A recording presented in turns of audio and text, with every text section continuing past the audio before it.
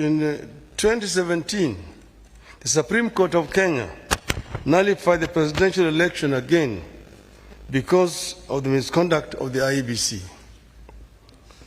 What we saw yesterday was a travesty and a blatant disregard of the Constitution and the laws of Kenya by Mr. Chebukati and a minority of IEBC commissioners.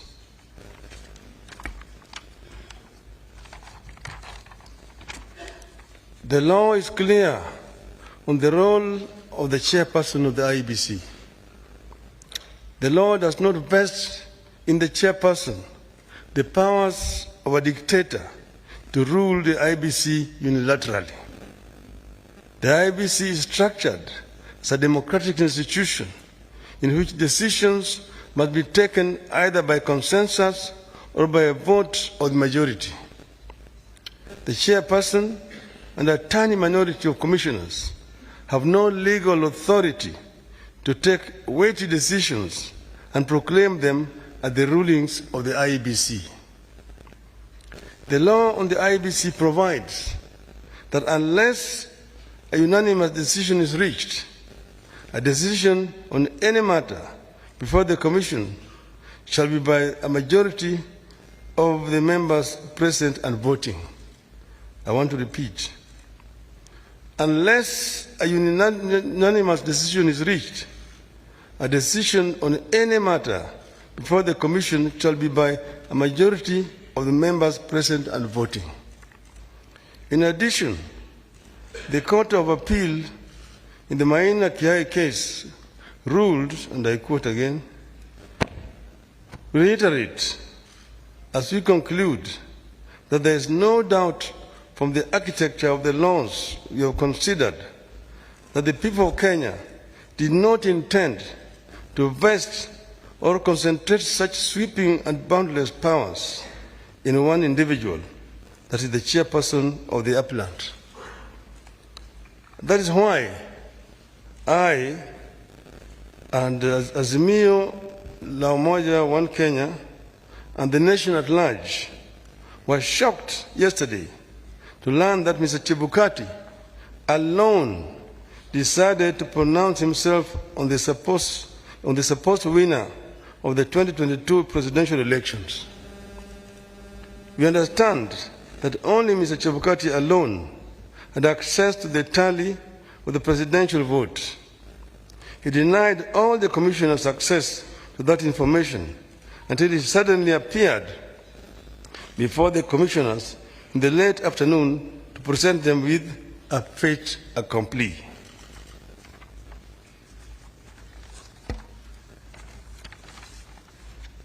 Barely 2 hours before his announcement, Mr. Chebukati called a meeting of the IEBC and revealed to them the different results he was going to announce.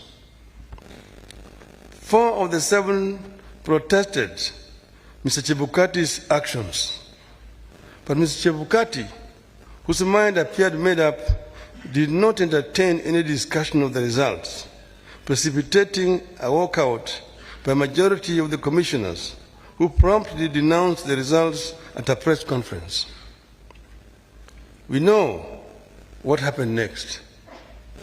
A majority of the commissioners walked out and held a press conference where they denounced the results. Our view in Azimio is clear. The figures announced by Mr. Chebukati are null and void.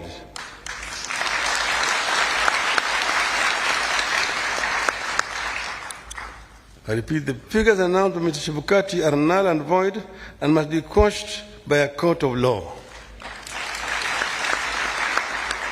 In our view, there is neither a legally and validly declared winner nor a president-elect.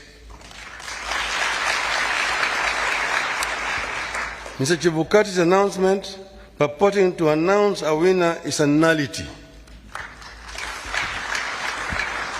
He acted with gross impunity and in total disregard of the Constitution and our laws. He could have plunged our country into chaos had our supporters not exercised great restraint. Such blatant acts of impunity can be a threat to the security of our country. It is not up to us to decide whether Mr. Chebukati has committed an offense. We leave that determination to the appropriate authorities.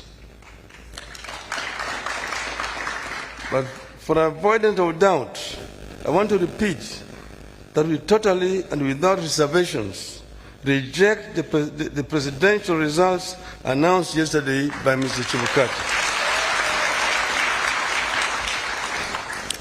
I want to commend our supporters for remaining calm and keeping the peace, and I urge them to continue to do so.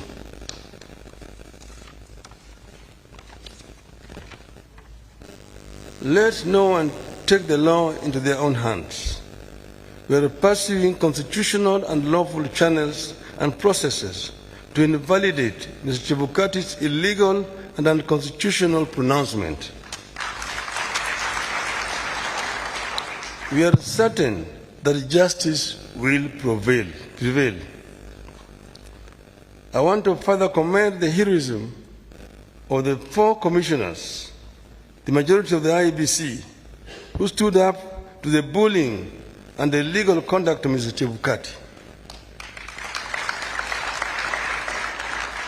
We are proud of them and ask them not to fear anything. Kenyans are with them.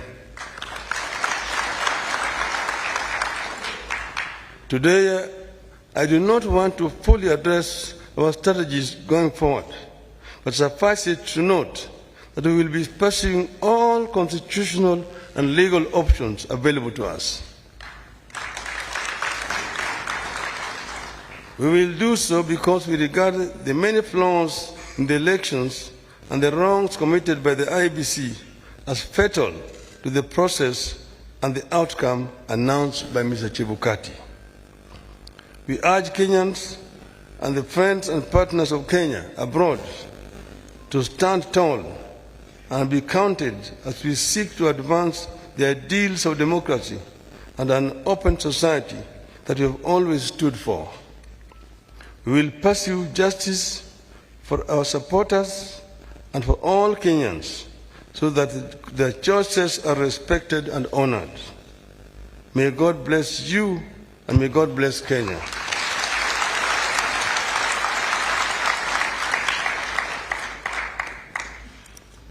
Nataka kuchukua tena fursa hii kutoa shukrani kwa Kenya wenzangu ambayo wameshiriki katika uchaguzi ambayo imepita. Wameonyesha ujasiri, wameonyesha uzalendo na upendo kwa nchi yao. Wakenya kila mahali walijitokeza wakapiga kura kwa njia ya amani. Sasa yale ambayo yalibaki ni tume ya uchaguzi kuhakikisha kwamba ile ndoto ya Wanakenya imeheshimiwa.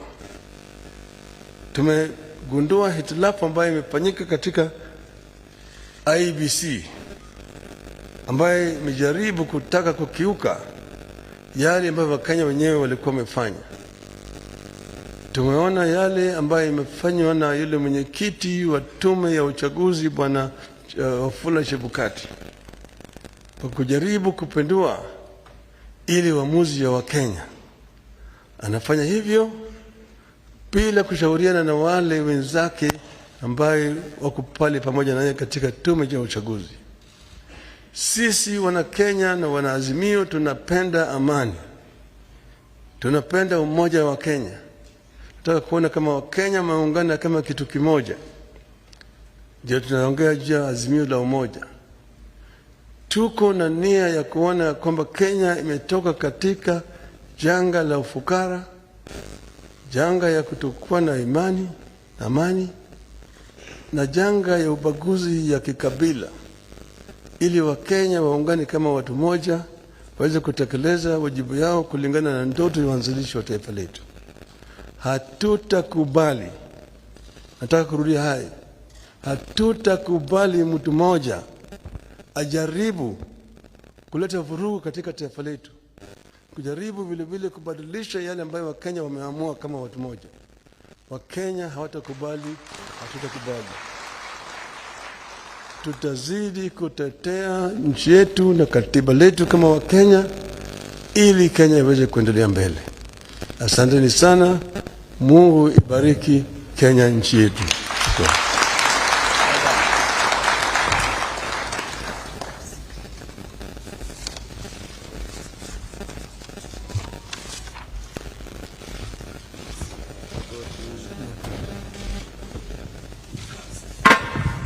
Niombe sote tusalie tumeketi tunapomruhusu